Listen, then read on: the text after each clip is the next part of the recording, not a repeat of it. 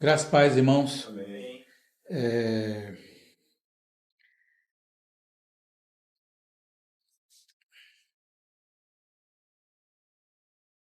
O caminho sobre esses assuntos que nós estamos tratando a respeito da revelação da cruz e da visão, eles são caminhos que, às vezes, nós tocamos em certos sentimentos que nos leva para outro ponto da Escritura. E na última vez que eu ministrei,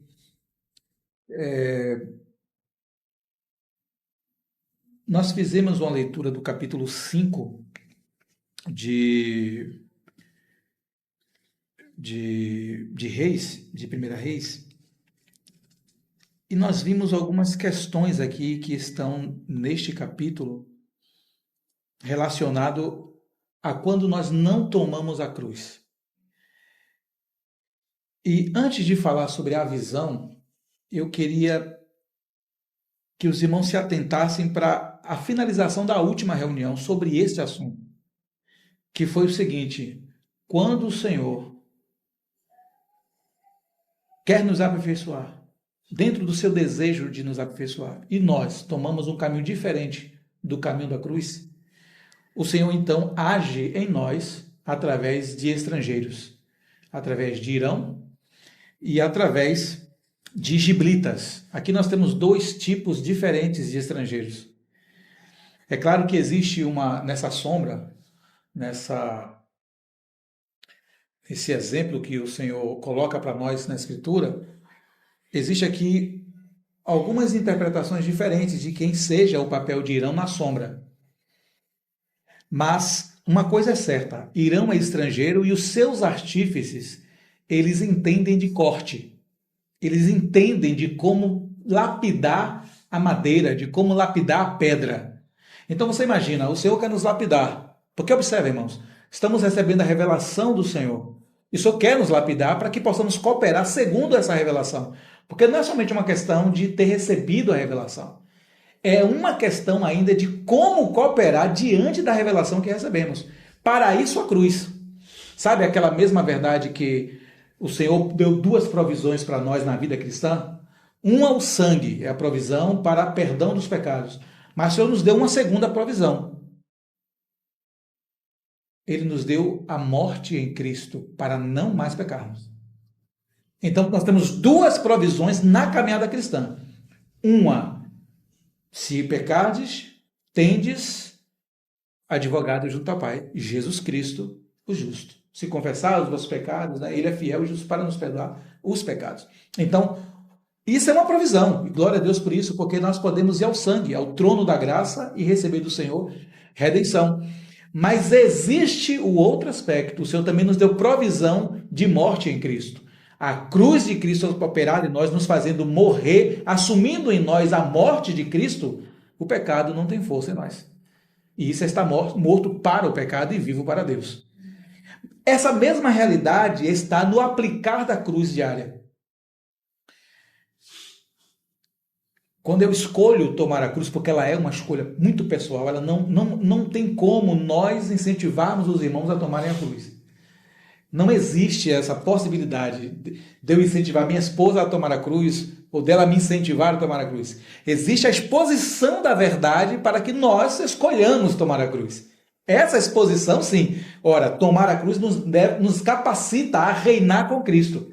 Amém por isso. Então, se eu escolho tomar a cruz, é certo que o Senhor verá esse esforço por tomar o reino, e esse esforço por tomar o reino será recompensado exatamente pela vida no reino. Porque vivemos o reino aqui. Né? Viver o reino aqui é viver uma vida de renúncia plena, para podermos, naquele dia, gozar de todas as coisas que o Senhor tem para nós. É claro que o principal gozo é Cristo, mas o próprio Senhor disse que Ele nos recompensaria, e essas recompensas também, elas são agradáveis, segundo o próprio parecer do Senhor. Então, como ninguém pode obrigar outro a tomar a cruz, é exatamente a revelação, o peso da revelação, que nos fará desejar a cruz. Eu vejo a revelação, a grandiosidade das revelações do Senhor, Digo, Senhor, eu não posso ficar aquém dessa verdade. Eu não posso simplesmente pegar essa verdade e não colocá-la em prática diante daquilo que o Senhor acabou de me revelar. Pedro, a ele foi revelada aquela grandiosidade, como temos visto. Ele é o Cristo de Deus, não somente Jesus que caminhava com ele, Jesus que operava milagres com ele, não somente isso, mas o próprio Cristo, o enviado de Deus, o ungido de Deus. Foi isso que foi revelado a ele. E então o Senhor promove outra revelação, como temos visto. E ali agora estão os discípulos com duas grandes revelações diante dele. O ungido de Deus, o Cristo de Deus, e a vontade do Cristo de Deus, que era edificar para si uma igreja. Isso, irmãos, deve nos trazer grande empenho e desejo forte em tomar a cruz. Diante das coisas que nós vemos, que as coisas que nos são reveladas.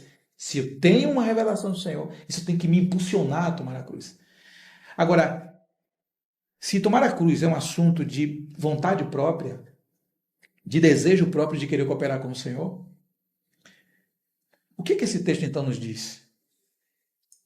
Ele diz, 1 Reis 5. Ele faz um alerta em nosso coração. E esse alerta ao nosso coração, antes de termos visão espiritual, é para que aprendamos que, diante das grandiosas revelações, se não tomarmos a cruz, Deus tem caminhos a fim de nos aperfeiçoar a tomar a cruz. Eu não posso forçar ninguém a tomar a cruz, como ninguém pode me forçar a tomar. Mas o Senhor, por amor de nós e por amor à sua obra, Ele fará com que nós aprendamos o caminho da cruz, ainda que seja por estrangeiros. E é essa lição que está diante de nós. Leamos rapidamente esse texto do capítulo 5 de 1 Reis. Eu não vou ler pausadamente como naquele dia, e rapidamente, porque eu pretendo ainda entrar no assunto da visão. Enviou também Hirão, rei de Tiro, os seus servos a Salomão, porque ouvira que ungiram a Salomão rei em lugar de seu pai. Pois Hirão sempre fora amigo de Davi. Então Salomão enviou mensageiros a Hirão, dizendo: Bem sabes que Davi, meu pai, não pôde edificar uma casa ao nome do Senhor, seu Deus, por causa das guerras com que o envolveram os seus inimigos, até que o Senhor lhes pôs debaixo dos seus pés. Porém a mim, o Senhor, meu Deus, me tem dado descanso de todos os lados. Não há nem inimigo, nem adversidade alguma. A única ressalva que eu quero fazer aqui, irmãos, é que após, quando ele acaba de edificar a casa, capítulo 7, você tem então a conclusão das edificações, certo? Quando ele acaba de edificar a casa e o templo, que é a casa de Deus, e o palácio real, ele então vai acometer-se, logo após Deus dar a ele toda a sabedoria e toda a riqueza, ele se acometerá em desvios do caminho do Senhor. Então, ele passará a ter guerras, e guerras internas. Ele passará a ter problemas internos, problemas na própria casa, por conta dos desvios.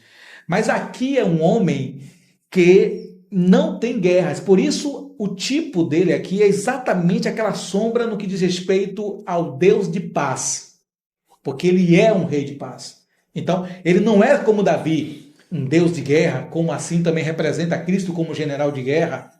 Exato. Mas ele é aqui paz, pura paz, porque a edificação não pode acontecer em meio à guerra, não entre nós. Ela acontece em meio à guerra por causa do inimigo. Os inimigos ao redor, por causa das portas do Hades. Então nós sabemos que o inimigo está em afronta contra a igreja, contra nós, contra o Senhor. Mas não pode haver guerra na casa de Deus. Não pode haver batalha entre os irmãos. E aí ele diz no capítulo do verso 5: Pelo que intento edificar uma casa ao nome do Senhor meu Deus. Essa era a intenção do coração dele. Como falou o Senhor a Davi, meu pai, dizendo: Teu filho, que porei em teu lugar no teu trono, esse edificará uma casa ao meu nome. Meus irmãos, quando olhamos aqui fisicamente o aspecto imediato, sim, Salomão edificou essa casa. Mas o Senhor não estava falando de Salomão. Ele estava falando do próprio filho dele, que edificaria uma casa para ele.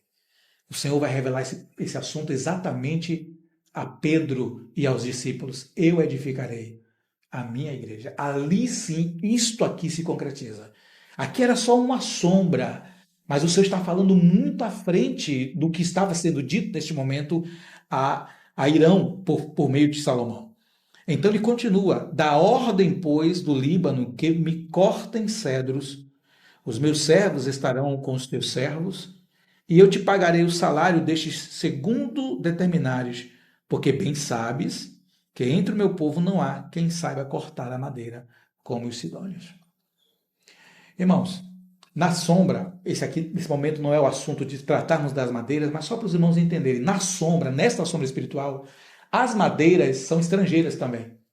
Elas representam nós gentios, que não tínhamos alianças com o Senhor, que não estávamos nas promessas de Deus, só havia um povo com a promessa. Mas aqui era uma sombra que as madeiras estrangeiras, os cedros do Líbano e tudo mais, viriam encaminhado pelos estrangeiros até quem? O rei de paz, Salomão. E essa madeira nos representa.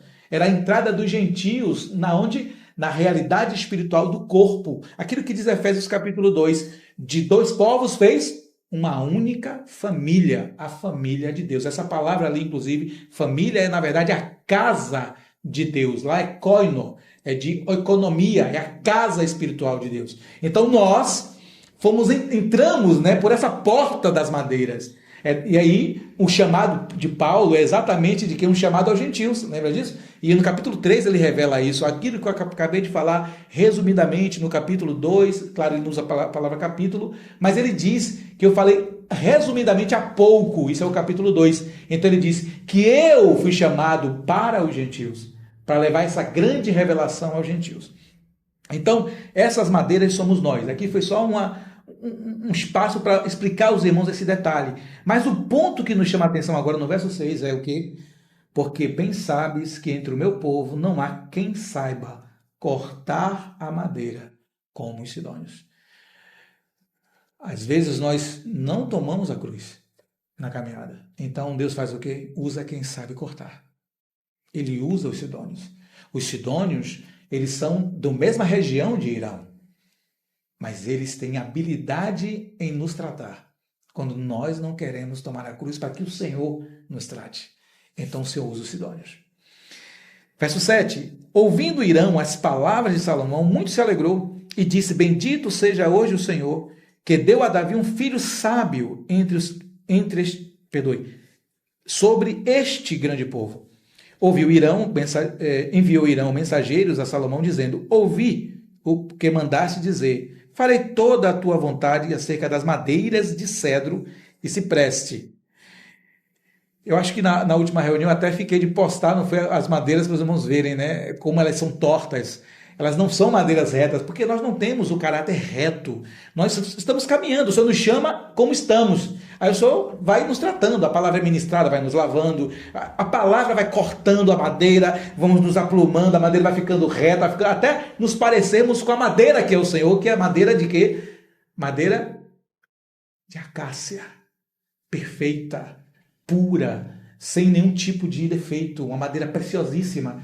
Isso é a aparência do Senhor em nós, aquela formação de Cristo em nós. Não uma aparência no sentido aqui negativo, irmãos, no sentido de sermos parecidos com Cristo. A palavra é ministrada e somos cortados por ela. Ela entra como espada de dois gumes, né? Até dividir junta de medula, alma de espírito.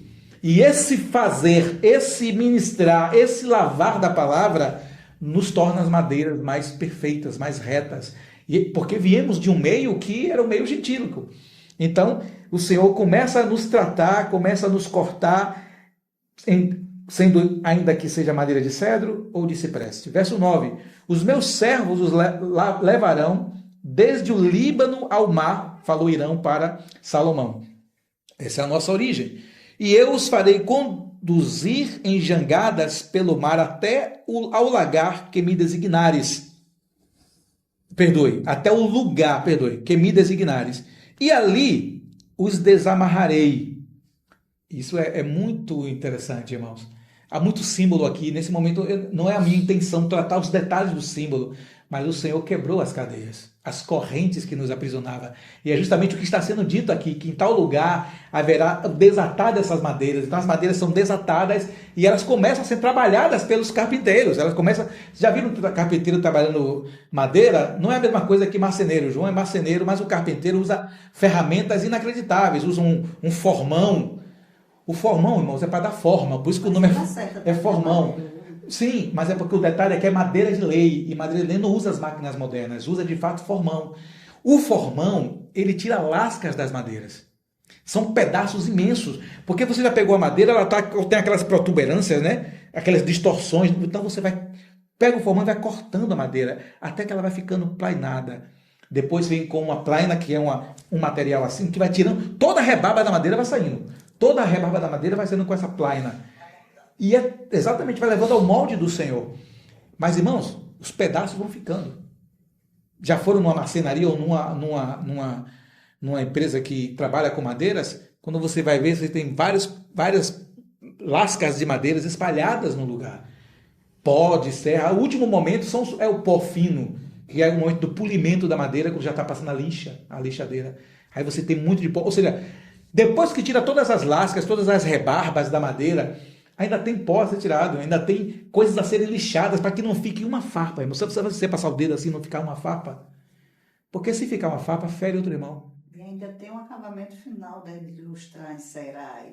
Aí já são os embelezamentos, quando vai transformar em móvel. A madeira tem algum sentido na casa de Deus. Ela tem sentido. Então, quando ela está sendo plainada, tirada a rebarba, lixada e polida, isso tudo é para parecer com Cristo.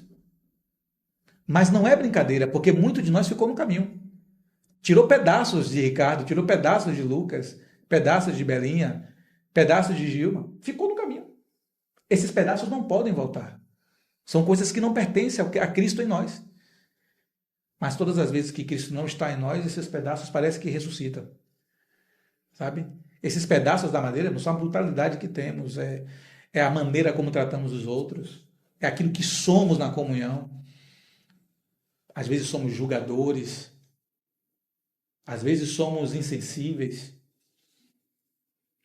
brutos, incoerentes, ou mesmo profano, como Esaú. Às vezes somos profanos, como Esaú. Mas continuando, é porque são tantos detalhes importantes, às vezes não dá para parar. E tu os receberás, tu também farás a minha vontade, dando provisões à minha casa. Esse era o acordo entre Irão e Salomão. Assim deu Irão a Salomão madeira de cedro, madeira de cipreste, segundo este queria. Então o Senhor queria essas madeiras. Lembre, essas madeiras nos representam, a todos nós. Quanto pior a madeira aqui, pior é de onde viemos. Existe um caráter aqui entre essas duas madeiras. Hoje eu não vou esquecer, não vou colocar no grupo. Alguns dos irmãos me lembram, se você não colocar, irmão, coloque lá a madeira no grupo. Os irmãos vão ver que uma dessas madeiras é pior do que a outra, ela é mais torta que a outra. Essa é exatamente a nossa vida. Uns vieram mais certinhos, irmãos. Outros vieram mais tortos, mas o Senhor arruma ambas as madeiras. Ele não deixa ninguém sem arrumar. E é isso que é estar na casa de Deus, ser arrumado pelo Senhor. Mas, irmãos, lembremos, o assunto é a cruz ainda. Porque se eu não tomar a minha cruz, por escolha minha, o Senhor fará com que os sidônios façam isso. Ele nos entregará. É tipo assim, sabe? Eu não quero. Então o Senhor diz, peraí, eu te quero. Você não quer, mas eu te quero. Então, como você é meu filho, e uma vez filho, filho para sempre, não há, ainda que eu faça o mal, eu sou filho do Senhor. Meu filho Lúcio não deixará de ser meu filho só porque ele saiu de casa e resolveu ir para o mundo fazer alguma coisa. Ele deixa de ser meu filho? Não deixa, irmão. Meu DNA está ali. O DNA da mãe está ali. Deus livre meu filho de fazer isso. Nenhum pai quer passar por essa situação. Mas vai chegar o momento que ele disser assim, ó, meu pai, eu posso voltar? Você acha que vamos dizer o que a ele? Claro, meu filho. Não tem outra resposta, irmão. Qualquer outro pai e mãe que der uma outra resposta diferente disso, não compreendeu a paternidade eterna. Irmãos, a paternidade eterna não nos rejeita por nenhum momento, irmãos.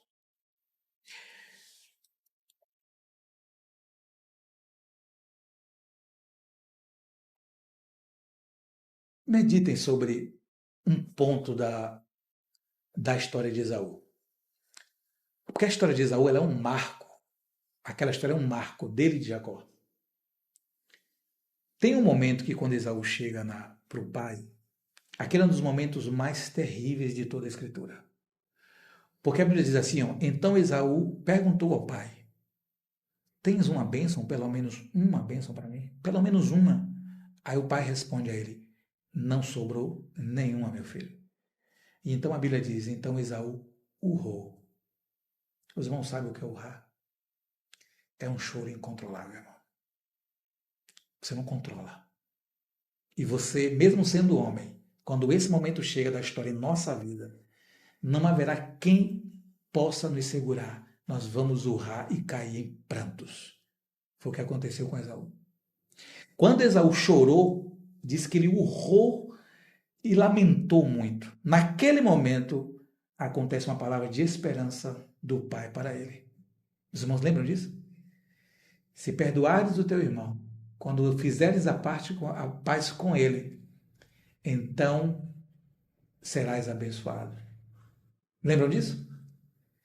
A bênção não viria mais para ele pela primogenitura, mas pela resolução do problema que estava entre o coração dele e do irmão. Porque a promessa dele era de matar o irmão. Não é isso? Então ele sai da presença do pai. Não parece que ele quer aquela bênção, porque aquela bênção envolvia perdão, ele perdoar a ofensa que o irmão tinha feito a ele. Olha que detalhe, irmão. Ele não tinha mais a bênção direta da primogenitura, mas ele teria uma porção por aquele que roubou a bênção dele, se ele o perdoasse. Então ele sai. Ele sai para quê? Para matar o irmão. Ele não, é como se aquela palavra do pai ainda não chegasse ao coração dele. Ele ouviu, mas ele não está ligando naquele momento, porque a ira tomou ele. Ele não tem condições naquele momento de tomar a cruz, tem? Ele não tem. Ele está irado demais. Então ele não consegue raciocinar o que o pai disse. Perdoe o seu irmão, resolva-se com ele e virá para ti uma bênção. Mas ele não. Ele está cego. A situação cegou Esaú totalmente. Não era mais a bênção da primogenitura que viria. Essa ele tinha perdido de fato. Mas haveria algo para ele. Então ele sai para matar o irmão. Todos os irmãos conhecem. Ele saiu, Jacó foge, a mãe a coberta. 14 anos no total. 14 anos. Meus irmãos, depois de 14 anos, quem era Esaú? Vocês lembram? Era o homem mais rico de toda a região. Nem Jacó, quando encontra ele, é tão rico quanto Esaú. Agora, qual foi a resolução final ali? Esaú já tinha perdoado ele antes de encontrá-lo. Por qual motivo? Jacó ainda era tão Jacó que ele enviou a esposa primeiro. Você percebe isso? Isso depois de ele ter enviado gado. Olha como ele é trapaceiro. Olha o coração de Jacó. Ele envia gado para tentar amolecer o coração do irmão. Envia servos. Envia os filhos de Lia. Envia Lia, os filhos de Raquel e por último envia Raquel. Porque ele ainda amava Raquel, sendo que o Senhor não tinha selecionado Raquel para ele. Raquel é a escolha carnal de Jacó.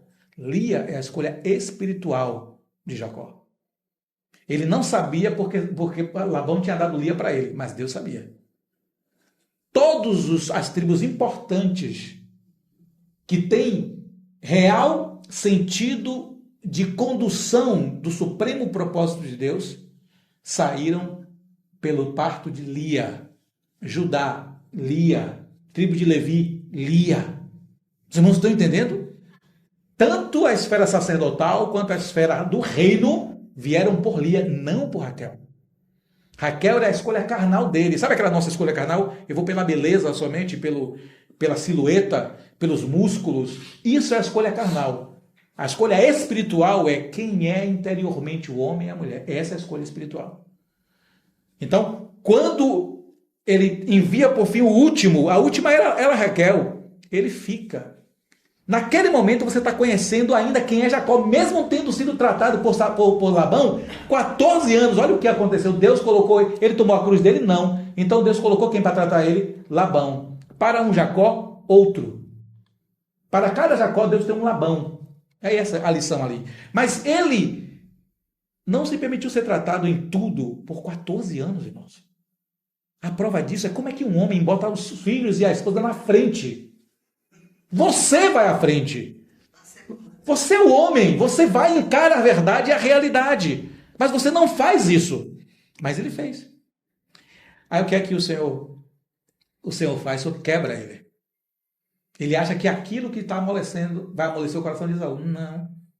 Esaú já tinha perdoado ele, há muito tempo. Senão Esaú não se tornaria o homem mais rico de toda aquela região. A prova disso é que quando Esaú vê ele, qual é a primeira reação de Esaú? Beijá-lo. Sabe o que o beijo significa na Bíblia? Não é traição. Esse é o segundo aspecto do significado. Beijo na Bíblia é comunhão, é relacionamento, é intimidade, é conhecer outro. Eu te conheço. Por isso aquela cultura se beija no rosto 3 vezes. E o último é na boca, entre eles, obviamente. Isso não é nossa cultura, mas é na cultura deles. E o que é que acontece ali? Esse beijo é eu te aceito, meu irmão. É isso que significa. Por isso a pergunta de Jesus a Judas: com um beijo tu me traz? Um beijo. Porque o significado do beijo era muito profundo, era de amizade, era de intimidade, era de companheirismo. Por isso que aquela traição é tão significativa. É um beijo de comunhão. Por isso que Paulo diz: saudai-vos com ósculo santo. O beijo santo. Você está me traindo com um beijo. Você esqueceu o que nossa cultura diz sobre isso? Era isso que Jesus estava falando para ele quando diz assim: você me trai com um beijo, Judas. Um beijo. Todo o significado daquele beijo tinha acabado ali. Você não vai ver ninguém sendo traído antes daquilo com um beijo. Pode até ter acontecido, mas não há um registro bíblico. Mas ali aconteceu. Pela primeira vez. Mas quando Saul encontra Jacó, o beijo é verdadeiro. O que é que Jacó diz a ele? Eu mandei os presentes. Ele está preocupado se vai morrer ou não. Irmão, eu não preciso de seus presentes. Que resposta. Ali Jacó está aprendendo mais uma lição ali. Eu não posso comprar ninguém. Essa é a lição que ele está aprendendo ali. Eu não preciso. E qual é a resposta de Esaú? Deus tem me abençoado. Irmãos, Esaú não precisou encontrar Jacó para perdoá-lo. Ele perdoou no coração. Só faltava, de fato, o encontro e a resolução final. Mas ele já tinha perdoado. A bênção estava ali estendida na casa dele. Não sei se os irmãos lembram. Esaú morre, Jacó morre. Eles vão sair do Egito. Lembram disso? Já depois de 430 anos, eles estão saindo do Egito. Aí eles estão passando. Quando eles olham as montanhas e aquela terra fértil, imensa, aí eles propõem: vamos invadir ali. O que é que Moisés diz a ele? Não. Aquela terra é possessão de Esaú. Eles queriam tomar as terras de Esaú, os hebreus. Mas Moisés alerta, diz: não. Ali, Deus deu aquela terra a Esaú. É como se Moisés dissesse assim: você sabe da história daquilo? Esaú perdeu o direito da primogenitura. Você imagina Moisés explicando: ele perde o direito, está irado, quer matar o irmão, mas tem que perdoá-lo para ganhar uma bênção. Aquela é a bênção que você quer tomar. A única coisa que restou a ele, você quer tomar. Sabe quando vemos os irmãos, as irmãs, sei lá, estamos enfraquecidos no Senhor, e ao invés de curar, queremos terminar de esmagar o irmão? Os judeus queriam terminar de esmagar Esaú. Apesar de ser um reino poderoso, não se compararia àquilo que viria a ser Israel. Israel seria o grande reino poderoso. Vide Davi. Olha o que Davi fez com Israel. Olha o que Salomão fez com Israel. Se tornou um grande reino, apesar de que no próprio reino de Salomão veio também a divisão do reino. A divisão espiritual, física no seu filho, claro. Em Robão se cumpre a divisão. Mas a espiritual tinha acontecido. Deus rompeu com ele. Já tinha dado a sentença, né? Em teu filho, então, eu farei a divisão. Não vou fazer em você, porque eu prometi a seu pai que o seu reino seria grande. Mas deixa tu morrer, que teu filho não terá mais o reino inteiro para ele. E o Senhor toma as 10 tribos e entrega para Jeroboão, que vai ser o reino do norte, o pior reino. Não existe um rei bom no reino do norte, irmãos. Irmãos, isso é muito triste, irmãos. O reino do norte não produziu um rei bom, um rei temente a Deus. Um rei não teve temente a Deus. O reino do sul ficava entre reis bons e reis maus. Reis bons e reis maus. Mas o norte, nenhum sequer. Então você imagina, Esaú perdoa, mas aí eles queriam destruir, tomar toda a terra de Esaú. E Moisés diz a eles, não, acho que você não entendeu a grande revelação disso. Então, quando nós não queremos, irmãos, cooperar com o Senhor nessa grande revelação que Ele nos tem dado, por ser Pai, quem Ele é, Ele não desiste de nós, ainda que nós sejamos desobedientes à sua revelação a respeito dele, de quem ele é, e a sua revelação a respeito da sua casa. O que é a sua casa? Eu sei, irmãos, os irmãos sabem, isso aqui não é a casa do Senhor. Os irmãos sabem que nós somos a casa do Senhor.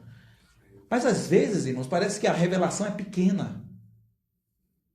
É como se eu não quisesse tomar a cruz mediante a grandiosa revelação. Deus decidiu não habitar em nenhum lugar no universo sem nós. Deus decidiu não estar em nenhum lugar sem nós. Isso não é pouco, não, irmãos. Deus sendo Deus, quem Ele é, eu acho que se nós fôssemos, se nos colocássemos nesse pensamento estranho de sermos Deus, nós nos sentiríamos autossuficientes para não querer uma raça de seres humanos que nos rejeitam em muitos momentos da vida. Concorda? Olha quem somos, olha um pouquinho de poder que está em nossas mãos, um pouquinho só de poder. O que nós faremos só com um pouquinho de poder? Não sei. Medite sobre isso aqui, irmãos. Temos um pouquinho de poder, sei lá. Estamos aqui nessa situação, de repente o Senhor nos dá uma bonança. Então agora nós estamos ganhando significativamente bem. Acho que 20 mil por mês está bom. Uma medida muito boa, né? 20 mil por mês. Eu acho que elimina todos os problemas que temos agora no sentido pessoal. Penso que sim. Num ano, já é só multiplicar 20 mil por 12, você vai entender o que é por ano aí agora. Irmãos, esse poder em dinheiro, esse poder nas mãos, nos mudará completamente. Completamente. Agora coloca o poder bélico. Isso foi poder econômico, o poder bélico. Né? Armas, poder de fato de tirar a vida alheia. Irmãos, a nossa alma não sabe lidar com essas coisas. Mas Deus é inacreditavelmente bondoso e maravilhoso. Deus, sendo quem Ele é, decidiu não estar no universo sem nós. E eu olho, toda vez que eu penso nisso, eu olho para mim e digo, meu Deus, por qual motivo isso? Porque ter uma casa para Ele não tem a ver somente com Ele cumprir um propósito que Ele estabeleceu. Não é só isso. É porque Ele disse que era muito bom ter o homem com Ele. Ele diz isso no primeiro livro. Ele diz isso ainda dentro do primeiro capítulo do primeiro livro da Bíblia. É muito bom. Todas as coisas foram boas, com exceção da água. Todas as outras coisas criadas foram boas. Mas nós, ele diz, é muito bom ter feito o homem. Não porque em nós haja alguma coisa de bom hoje. Não há nada de bom em nós. Mas ele sabe o que ele fez. E quando eu leio isso, eu fico pensando assim, ó, o que foi que Deus viu, meu Deus? O que foi que o Senhor viu que eu não consigo ver? É como lendo aqueles textos de Efésios, né? Diz que a igreja será apresentada a ele sem mácula e sem ruga ou coisa semelhante. Ele vai apresentar essa igreja a ele. Mas quando lemos Apocalipse, já foi apresentada. E vi a nova Jerusalém descendo dos céus, ataviada como noiva para o seu esposo. Ali ela já está ataviada. No livro de Efésios, ela está sendo. Em Apocalipse, ela está ataviada. O Senhor sabe o que Ele fez, irmãos. O Senhor sabe o que Ele tem. A riqueza que ela é. Nós é que não sabemos. Mas Efésios, ainda no capítulo 1, nos dá uma pista sobre essa grandiosidade. Que é quando diz lá, me permita, coisa rápida. É quando diz,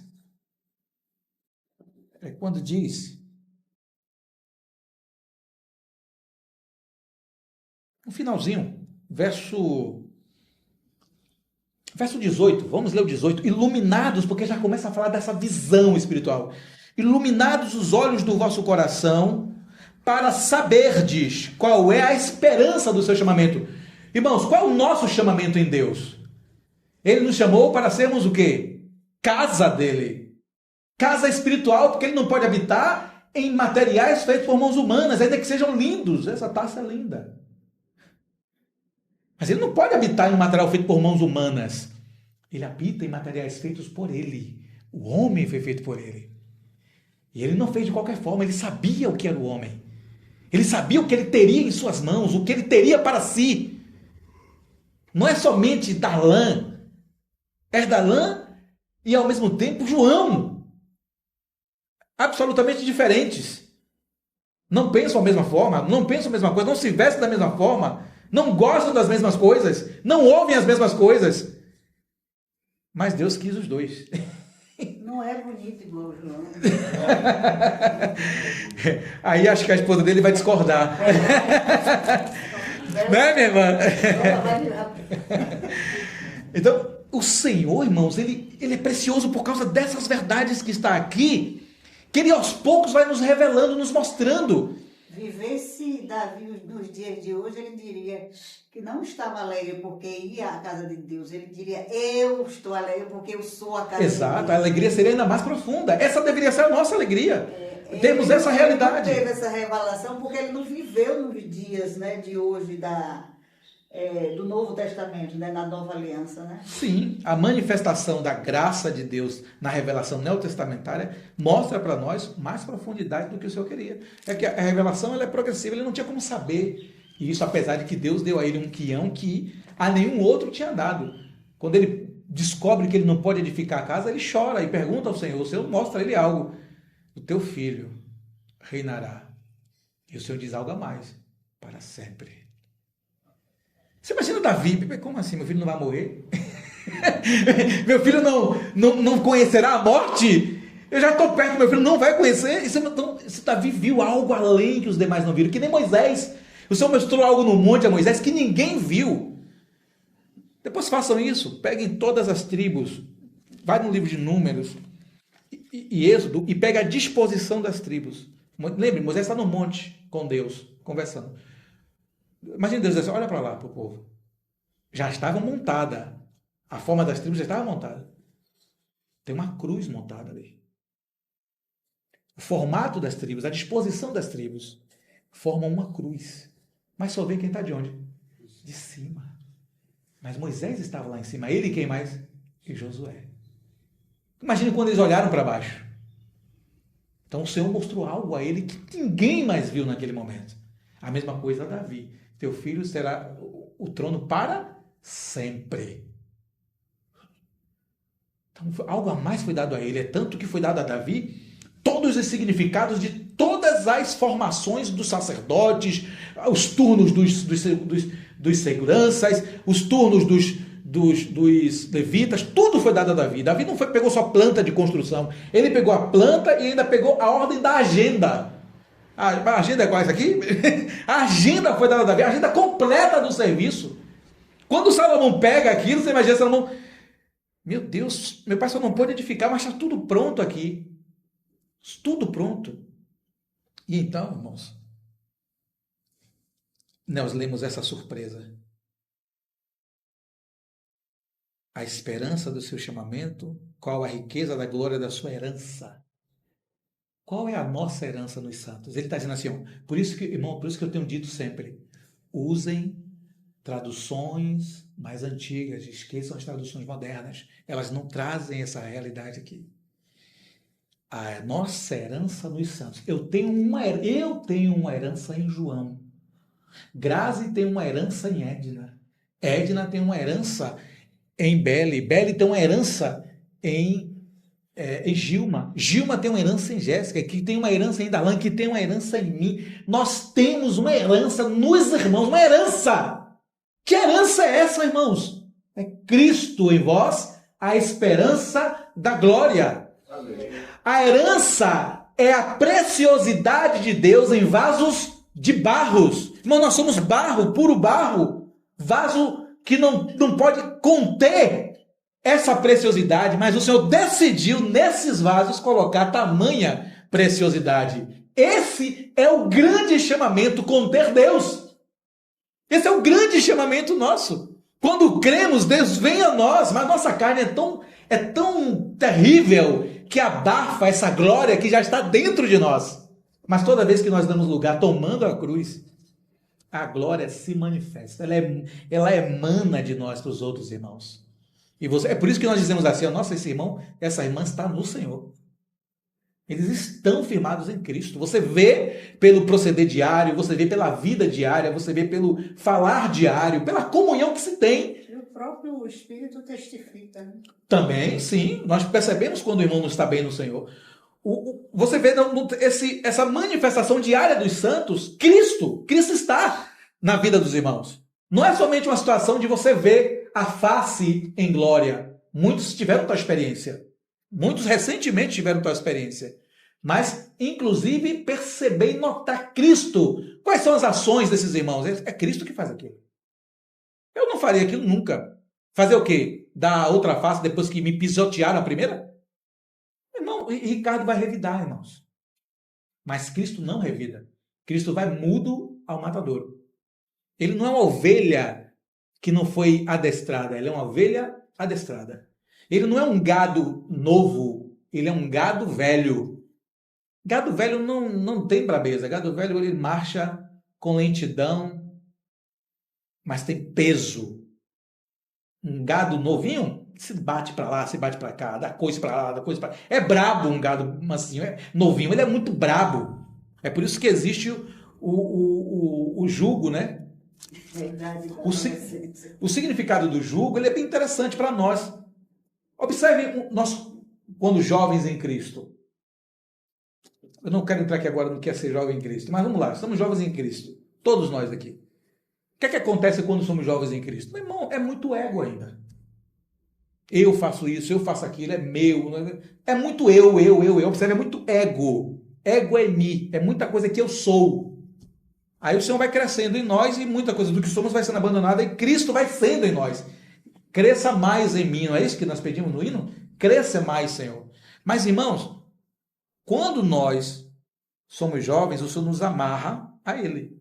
Ele é quem? Ele é o boi manso. Se é boi manso, é boi velho. E esse jugo, ele é uma paleta, né, que pega no boi velho e pega no boi manso. O boi manso, ele tem até 1 tonelada. O boi manso, o boi novo, tem até 1 tonelada, mas o boi velho tem mais. Um boi novo pode ter 700 quilos, um boi velho tem 1,5 toneladas, 2. Ele vai conseguir mover o boi velho? Não vai não. Não tem para onde mover o boi velho. Então, ele vai tentar se bater, vai tentar andar rápido e o boi velho está no passo suave. Cada passo do boi velho é considerado. Cada passo do boi velho é pensado. Cada passo do boi velho é meditado. Não existe desespero no boi velho. E isso força o boi novo a fazer o quê? A andar no passo do boi velho. Mas é um jugo que é usado, essa paleta é um jugo.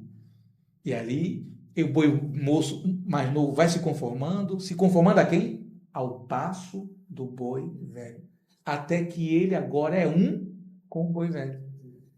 Aí é quando retiram esse jugo. Retirou, acredite, o boi moço não vai fazer mais nada.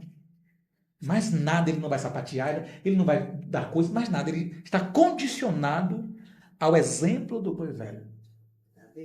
Adestrou ele. E isso acontece conosco. Mas só para finalizar, a grandiosidade em parte da revelação, essa herança dos santos, a qual suprema grandeza do seu poder para com os que cremos, segundo a eficácia da força do seu poder, o qual exerceu ele em Cristo. Essa foi a manifestação máxima do poder, a morte sendo vencida e o Filho sendo ressuscitado da morte. Ressuscitando dentre os mortos, fazendo sentar à sua direita, então o Filho sentou à direita do Pai, nos lugares celestiais, acima de todo principado e potestade e império, que é a palavra poder, potatem, império, domínio e de todo nome que se possa referir, não só no presente século, mas também no vindouro. E aí sim o verso 22 e 23 que diz respeito exatamente a esse supremo e eterno propósito. E pôs todas as coisas debaixo dos seus pés. E para ser o cabeça sobre todas as coisas, o deu à igreja. Ele pegou esse poder e autoridade e entregou à igreja. Porque Deus não quer, irmãos, existir sem nós. Deus não quer o universo sem nós. Deus não quer estar sem nós. Ele até pode. Ele até tem essa autossuficiência, mas ele, como eu disse, ele não é nós. Deus não tem o nosso coração egoísta. Nós, com um pouquinho de poder, seja econômico, seja bélico, um pouco, nós simplesmente queremos fazer aquilo que é nosso. Mas Deus sabia que ter o homem para si era muito bom. Não por causa de um homem, de um ser sádico, mas por conta de um ser maravilhoso, bondoso, que não existe sem o desejo de ter-nos para ele. E aqui, irmãos, repito, não é falando de que Deus teria fragilidade em sua autossuficiência, não. Ele é autossuficiente. Mas ter o homem para ele é muito bom. Isso não vem de nós, isso vem dele. A qual é seu corpo. Olha o que a igreja é, irmãos. Então, Deus está no universo em algum lugar. A igreja é que manifesta como seu corpo, ele nesse lugar. O universo é pequeno? O nosso sistema solar, ele é uma moedinha de nada. Moeda, acho que eu fui demais. Ele é um átomozinho comparado à dimensão do que é o universo. E nós somos o seu corpo, a plenitude daquele que a tudo enche em todas as coisas. Isso é a igreja. Ela é a plenitude de Deus. A igreja é a plenitude de Deus. Quando o mundo olha para a igreja, o mundo teria que ver essa realidade, mas não vê por falta da cruz em nós. Oh, meu Deus, eu fechei aqui. O homem, ele manifesta muito a sua carnalidade. Nós manifestamos. E é a cruz que poderia, de fato, agir em nós se nós fôssemos dados ao caminho da cruz, para que toda essa carnalidade fosse sufocada pela verdade de ter morrido com Cristo. A cada momento que tomamos a cruz, o nosso eu, ele é diminuído. Porque, né? Negue-se a si mesmo. Então, negar a si mesmo é diminuir o eu. E diminuir o eu, irmão, significa anular de maneira muito clara aquilo que em nós não pertence ao Senhor. Isso é diminuir o eu. Porém, tomar a cruz é a realidade que faz com que este eu seja diminuído. Eu tenho que me negar e tomar essa cruz. E então seguir ao Senhor. As grandezas das revelações deveriam nos impulsionar a isto. Mas por causa do nosso amor a nós mesmos, essas revelações são abafadas. Porque eu me amo demais. Eu me tenho demais. Eu me possuo demais. Eu não estou ligando muito para o propósito do Senhor. Ainda que eu diga, ainda que eu saiba, eu não ligo muito. Se eu ligasse, eu tomaria a minha cruz.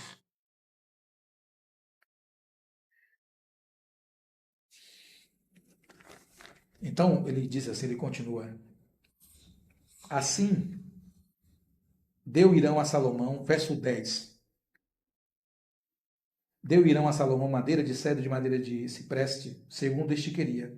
Salomão deu a Irão 20.000 coros de trigo para sustento da sua casa e 20 coros de azeite batido, e o fazia de ano a ano. 20 mais 20 é 40. 40 é a experiência de quê? É a experiência de provações. Quando eles foram encaminhados para o deserto, o Senhor disse assim para eles, né, que no deserto eles deveriam fazer uma festa ao Senhor. Vai para o deserto e faz a mim uma festa. Meu irmão, quem quer fazer festa no deserto, irmão?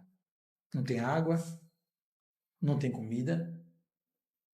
A festa não tem o quê? Não tem sombra, está sendo castigado pelo sol, e não é qualquer sol, a areia está tão quente, você não tem onde pisar corretamente. Escorpiões, exato, serpentes abrasadoras. O deserto é um lugar hostil. Mas o Senhor, olha a contradição disso aparente. Me faça uma festa no deserto. Cantar no deserto, Senhor. Celebrar no deserto. É porque é no deserto que todas as coisas de nós vão ficando no caminho. É um tratamento de Deus o deserto. Ele é aquele tratamento que vai nos purificando, queimando. O deserto simboliza essa queima que não pode acontecer dentro da edificação.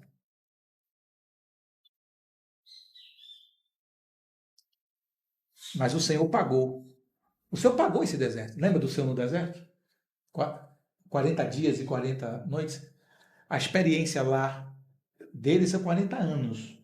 Mas é o número que importa aqui, 40. Então, quando o Senhor foi para o deserto, ser tentado pelo diabo enviado pelo Espírito Santo para este fim, para este objetivo, então, ele venceu no deserto.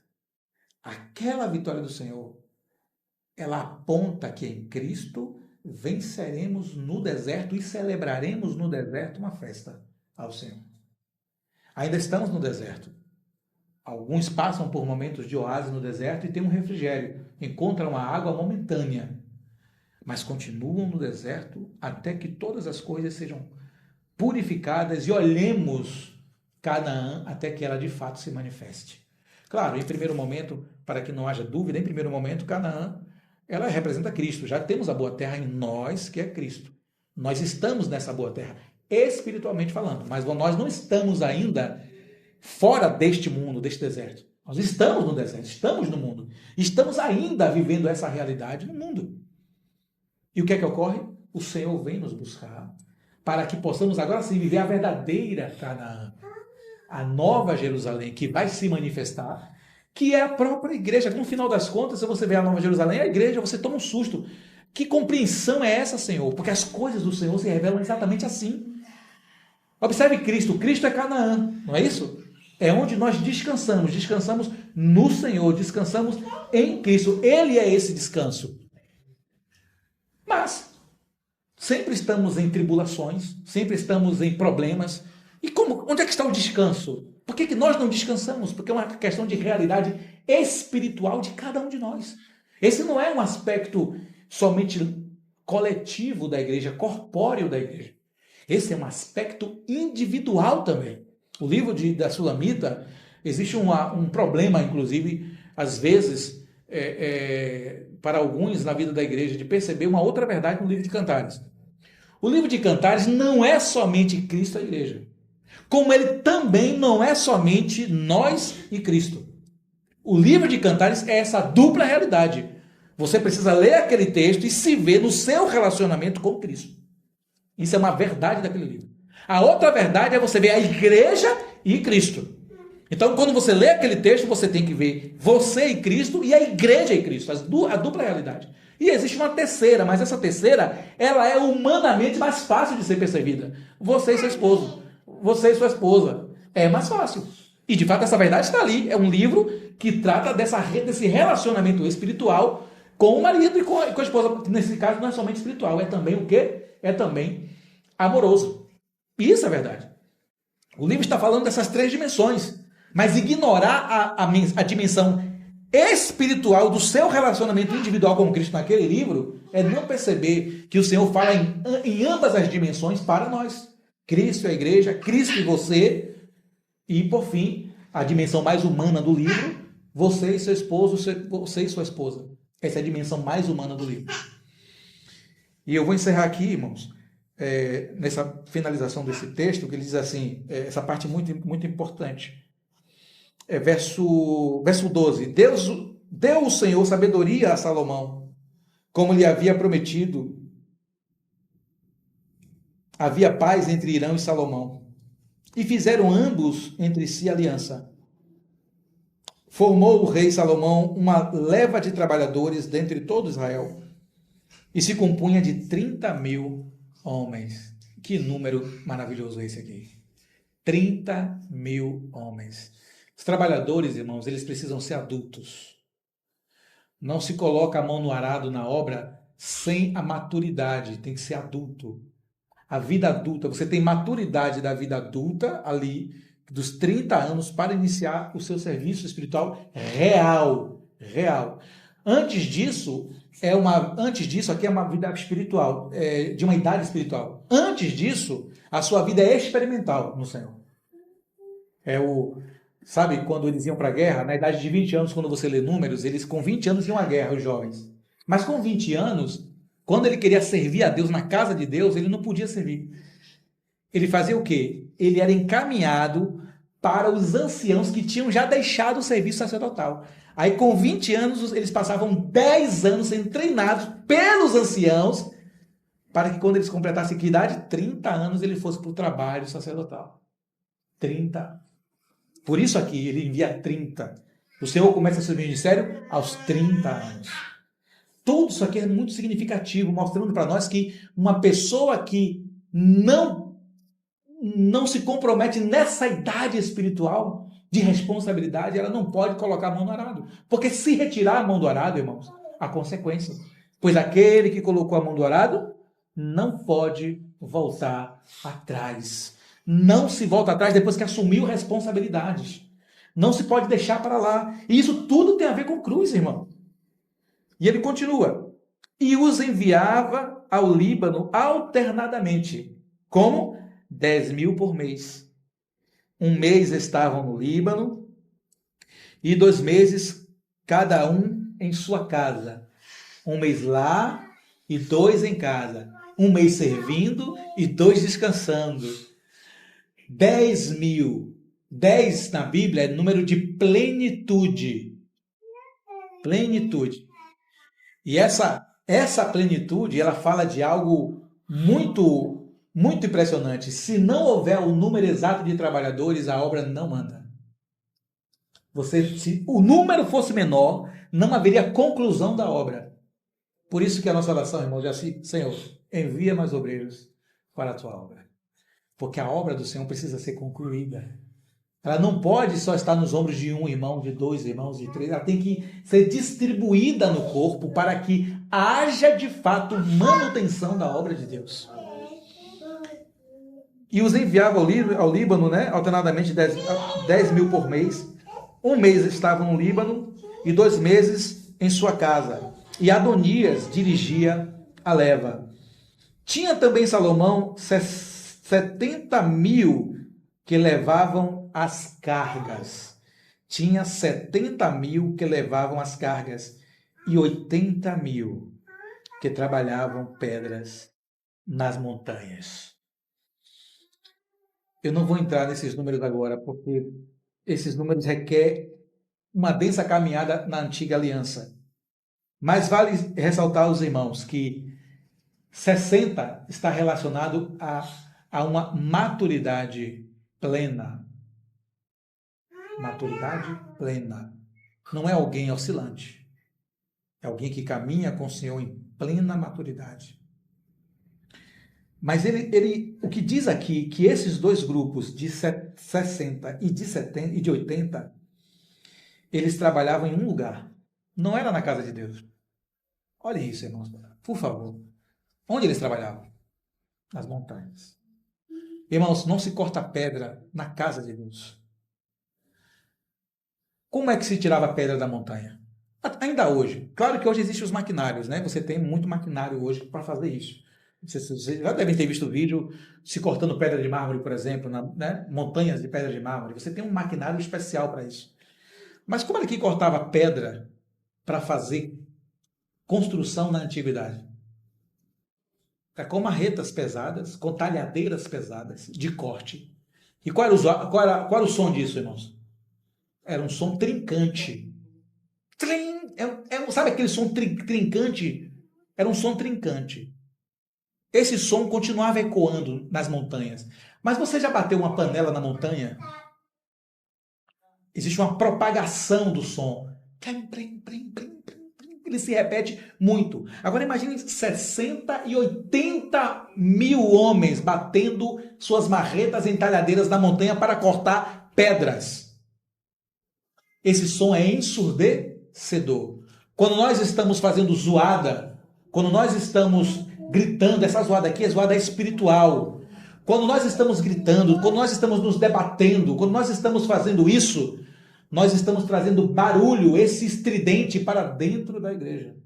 Isso não pode acontecer. Esse corte é fora, é na montanha. Na igreja é uma edificação de silêncio.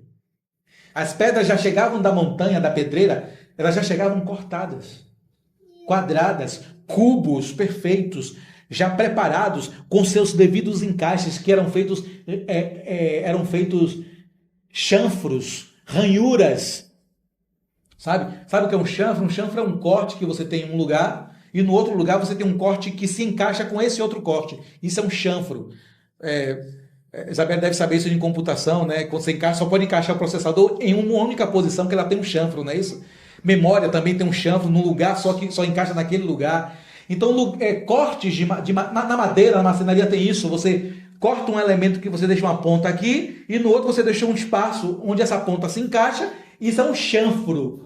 Então, quando as pedras se encaixavam, elas se encaixavam pelo peso das pedras e pelos seus chanfros de encaixe.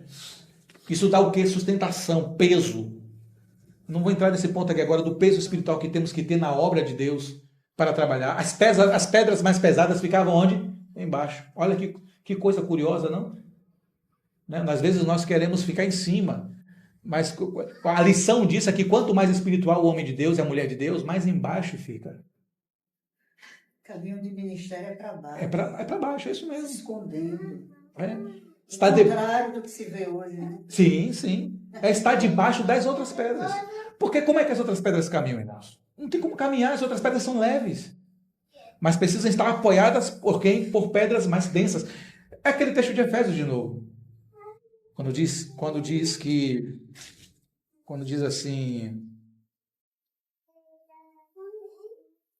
rogo-vos, pois, eu, prisioneiro no Senhor, que andeis de modo digno da vocação a que fostes chamados, com toda humildade, mansidão, longanimidade, suportando-vos uns aos outros em amor. Essa palavra suportando-vos é, na verdade, a palavra sustentando-vos. É uma palavra que significa sustentação. É como se fôssemos essas pedras de baixo que sustentam as outras pedras em cima. E aí, as outras pedras também não são leves, porque elas têm outros tipos de pesos. E aí, irmãos, estamos ali embaixo. É o que o Senhor quer de nós, pelo menos, né? Que sejamos maduros. Já estamos ali embaixo. E o que é que acontece? As pedras vão nos esmagando, irmão. Então, se nós não tivermos sustentação espiritual, nós rachamos. Não aguentamos o peso, mas era para fazermos o quê? Sustentarmos esse peso estrutural. Éramos para ser essa pedra estrutural que sustenta o peso total. Mas não sozinho, isso é dividido entre os santos, entre os irmãos e as irmãs. Um só irmão não sustenta a igreja. Nem dois, nem três. É por isso que temos que orar. Envia mais trabalhadores, Senhor. Aqui o exemplo são 60 e 80 mil. São poucos os que temos, Senhor, para levar essa carga. E o trabalho não poderia ser em outro lugar. Ora, afora, os chefes oficiais de Salomão, em número de 3.300 que dirigiam a obra e davam ordens ao povo que executava. Aqui a simbologia são aqueles irmãos que estão no governo, nos ministérios, conduzindo o povo de Deus a esta edificação, a este corte. Mandou o rei que trouxessem pedras grandes e pedras preciosas. Pedras lavradas para fundarem a casa. Que tipo de pedra? Lavrada. É uma pedra que passou pelo corte, que passou pelo polimento. Mas essas pedras já teriam que chegar prontas para serem encaixadas. É claro, a sombra, como disse naquele dia, ela é distorcida. Eu vou encerrar nesse último verso. Não. A sombra é distorcida. É óbvio que quando o Senhor nos chama, Ele nos chama na dupla realidade. Qual é essa dupla realidade, irmãos? Nós estamos caminhando como pedras que foram lapidadas pelo Senhor, sendo encaixados na obra de Deus, sendo pedras embaixo ou pedras em cima, o Senhor o sabe, né? Sendo essas pedras de apoio ou essas pedras que estão sobre, mas ao mesmo tempo estamos sendo lapidados. Porque a sombra, ela é falha, ela nunca é perfeita a sombra. Então, somos edifícios de Deus? Amém. Paulo diz isso. É edifício de Deus? sois vós. Então somos edifício de Deus. Então somos pedras vivas de Deus? Amém. Porque Pedro diz que sois pedras vivas. Casa, sacerdócio real, casa espiritual de Deus. Nós somos isso. Pedra, nação santa, pedras encaixadas umas nas outras, formando esse edifício. Mas ao mesmo tempo, essas pedras ainda estão sendo lapidadas. Então, na sombra, sabemos que era na pedreira a lapidação. Na igreja, na realidade espiritual que estamos vivendo, essas pedras foram encaixadas e estão sendo lapidadas. Mas aqui vem uma questão de uma lição para nós, irmãos. Toda vez que a nossa ponta de pedra fere os irmãos, é porque nós não permitimos que Deus nos transformasse. E não adianta, irmãos, dizermos a frase mundana e maligna: ah, eu sou assim mesmo. Não, irmãos. Eu sou assim mesmo é uma frase... Não existe. Eu sou assim mesmo é uma frase maligna. É uma frase mundana. Eu nasci assim e morrerei assim. Quem disse isso foi um dos piores escritores da Bahia. Um dos piores do mundo. Vocês sabem o escritor que eu estou falando. Que escreveu o texto que se tornou depois uma minissérie, que é o texto sobre essa... Gabriela. Mas não é minha filha, não. O autor é... Jorge Amado, exatamente. Aquele homem é satânico, irmão, maligno. Vocês sabem os textos que eles escreveram. Vocês conhecem, sabem do que eu estou falando. Nas escolas, lemos esse texto. Vocês sabem. Um homem depravado. Mas, irmãos, nós nascemos de um jeito, parecendo cipreste e parecendo, né, o cedro. Mas o Senhor nos plana. Ele nos torna madeiras retas. Reto como ele é reto. Esse reto aí é o caráter aplumado com o caráter do Senhor, né? Sabe o plumo que nós colocamos na área de marcenaria, de construção? Colocamos um plumo para ver se a parede está subindo reta, não é isso? Se a parede tocar o plumo, ela está reta? Não. O plumo tem que estar livre, não é isso? Esse é o segredo da utilização do plumo. Sermos aplumados em Cristo, nos permitimos sermos cortados. Mas, irmãos, muitas vezes estamos ali como pedras e a nossa pedra foi cortada, mas ficou uma ponta para fora, assim, ó. A outra pedra não consegue encaixar. E fica um buraco na igreja, sabe? Fica um buraco.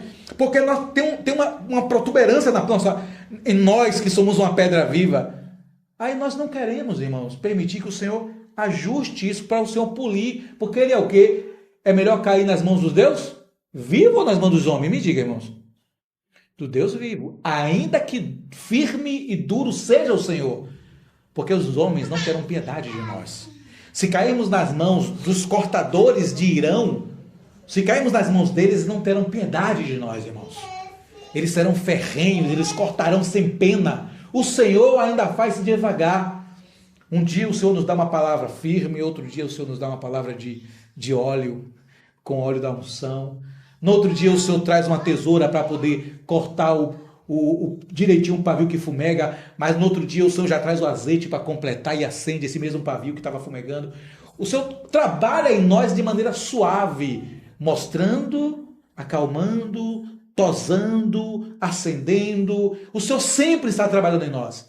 Mas quando nós rejeitamos esse trabalhar deles em nós, que estamos com pedra, com pontas saindo, ou com farpas nas madeiras, então o Senhor vai dizer e vai chamar Irão para poder trazer os seus trabalhadores que sabem cortar muito bem, sejam pedras, sejam madeiras.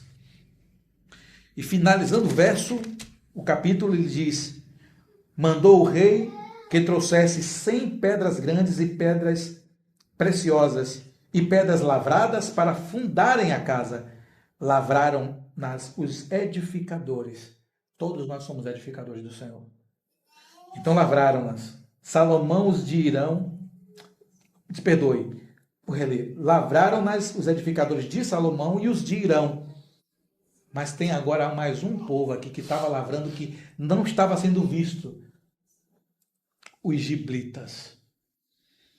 E preparavam a madeira e as pedras para se edificar a casa. Os giblitas é mais um desse povo. Estrangeiro, estranho, que não conhece o Senhor, mas trabalha para o Senhor. Irmãos, não nos enganemos. Até Satanás Deus usará para nos tratar. Foi exatamente a Satanás que Deus usou para tratar a Jó. Mas também até demônios Deus vai usar para nos tratar. Foi demônios, foi espíritos, eu vou colocar espíritos, que Deus permitiu que fosse encaminhado para colocar mentira na boca dos profetas de Acabe. Espíritos, Deus permitiu que os espíritos atormentassem quem? Saul. Quando não damos ouvido ao que o Senhor está dizendo, irmãos, o que o Senhor quer polir em nós, Ele permite demônios, espíritos, o próprio Satanás, mas também estrangeiros, homens. Sabe aquela sua experiência no trabalho? Que às vezes está sendo perseguido no trabalho? Considere o seguinte, irmãos. Considere fazer a seguinte pergunta ao Senhor. Senhor, por qual motivo eu estou sendo perseguido aqui? É por causa do meu testemunho em Cristo? Ou é porque eu me comporto aqui e na igreja como um ímpio? Eu não considere a minha fala como sendo de ímpio no sentido de prática da impiedade, mas ímpio no sentido eu me pareço com um ímpio. Sabe?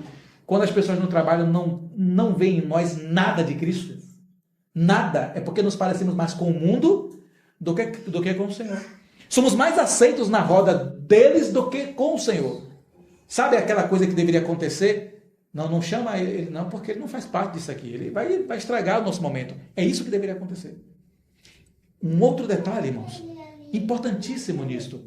Sabe, nós estamos na igreja agindo de maneira incorreta com os irmãos, com o Senhor, não temos responsabilidade com o Senhor na sua obra, não servimos uns aos outros, nos acomodamos no serviço espiritual ao Senhor, aquele mesmo serviço que Paulo chama de esforçai-vos, né, para apresentar o vosso corpo, né, como sacrifício vivo, santo e agradável a Deus, que é o vosso serviço espiritual racional. É um assunto de razão. Eu não estou servindo porque Deus me tocou em sentimentos. Não é isso, não, irmãos. O Senhor pode até nos dar uma direção clara espiritualmente, sim, porque o Espírito nos fará ser guiados em todas as coisas. Ele nos dará uma direção clara. Mas o Espírito espera que nós racionalizemos.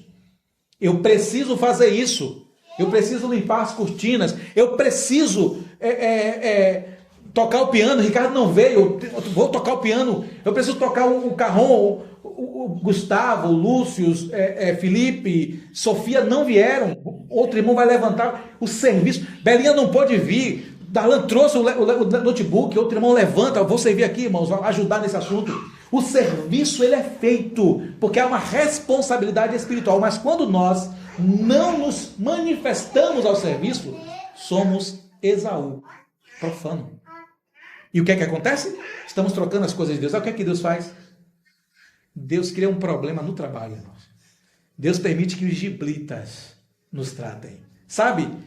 Não queremos servir aqui, aí Deus faz assim, ó. Os giblitas vêm e pegam um monte de material para nós, ficamos exacerbados, como o faraó fazia com os judeus, e estamos ocupados agora com essas coisas, e eles descascando em nós. Não nos dá um dia de descanso. Nossas forças cegas vão se esvaindo do corpo. Aí um dia nós estamos no quarto e o Senhor diz assim para o nosso coração: meu filho, estou querendo que você sirva a igreja, mas você não está querendo. Você está maltratando as irmãs, está maltratando os irmãos. Os irmãos falam com você, você rejeita o conselho. Eu estou tentando, por meio dos santos que te amam, cuidar de você, tirar as arestas, mas você não quer. Então eu te coloquei nas mãos dos giblitas. Eles sabem fazer o trabalho. E eles vão concluir o trabalho que você não está permitindo que os irmãos concluam. Agora, uma última ressalva, irmãos, antes de encerrar. Não diga como alguns: eu sou ferramenta de Deus para tratar a sua vida. Não, meu irmão. Só o fato de dizermos uma frase dessa significa que nós não temos o caráter de Deus em nós. O que temos que pensar é: Deus tem usado os irmãos para me tratar. Esse deve ser o nosso pensamento. E jamais o pensamento de que eu sou ferramenta de Deus para tratar os irmãos.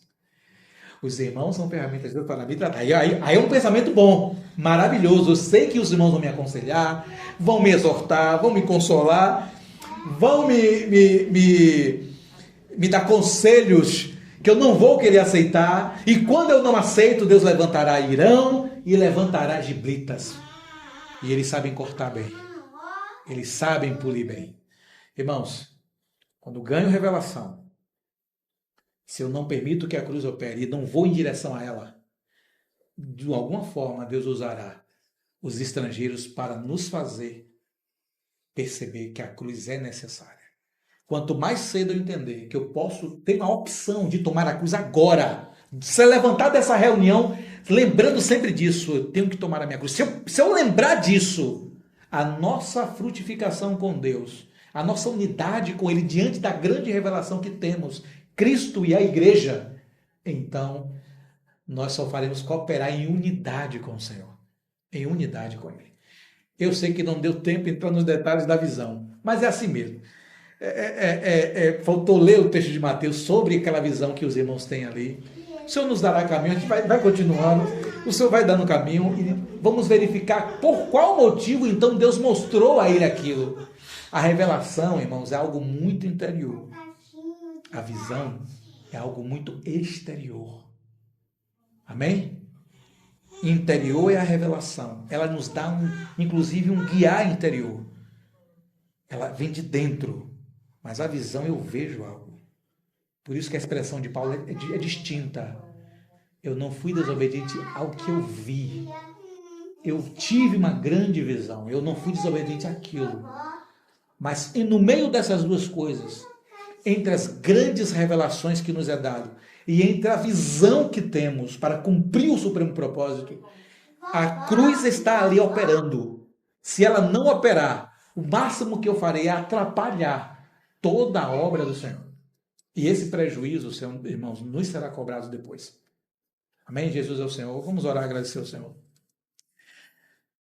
Senhor, nós temos da parte de Ti a grande incumbência de cumprir o chamado que a nós foi dado. Nós olhamos a revelação que temos tido, a visão que temos tido do Senhor, e muitas vezes o nosso coração é de não tomar a cruz. Sabemos que todas as vezes que o nosso eu se manifesta na comunhão, ele se manifesta causando dissensão, causando porfia, causando ciúme, causando contenda, trazendo o bater dos martelos nas talhadeiras, e sabemos que a edificação deveria acontecer em silêncio, em cruz operante em nossos corações. Por isso nós nos arrependemos, Senhor, e pedimos que o Senhor cuide de nós, nos dá um coração de ouvir o conselho, nos dá o coração de ouvir a exortação, nos dá um coração de pedir uma palavra de direção aos irmãos, a fim de que nós caminhemos na luz e na comunhão do Senhor, para que a edificação ela seja segundo o teu coração. Nós temos temor do Senhor, nós não queremos ser entregues às mãos dos giblitas, às mãos de Irão, nós não queremos, Senhor, muito menos ser entregues para sermos tratados por demônios, por espíritos ou pelo próprio diabo. Temos temor destes assuntos, Senhor, mas principalmente temos temor do Senhor. E por isso nos sujeitamos a Ti e a Tua palavra. Aquilo que a Tua palavra coloca diante de nós é um caminho de escolha da cruz ou um caminho de tratamento, porque rejeitamos a Tua cruz. Então, se conosco, ilumina os olhos do nosso coração, para que vejamos a Tua obra, a planta da Tua obra, o caminho, as agendas dos turnos, tudo aquilo que pertence a Ti, e jamais negligenciemos o tratamento do Senhor. Seja louvado o Teu santo nome, dá-nos um resto de domingo em família, em comunhão ainda com quem vamos ter comunhão. Oramos por aqueles que vão viajar, oramos mais uma vez pelos irmãos que estão em viagem, que foram para a conferência. Guarda e traz os irmãos em segurança, os mantém em paz também. Oramos por visitas que temos que fazer, alguns de nós. Já pedimos que o Senhor vá à nossa frente. E oramos agradecendo, porque o Senhor tem sido, de fato, nossa recompensa em nossa caminhada. Nos faz ver, Senhor, a tua herança nos santos, a nossa herança nos santos. Não nos permita ter um coração de orgulho e desprezar aquilo que o Senhor tem feito na vida de cada um dos irmãos. Em nome do Senhor Jesus. Amém.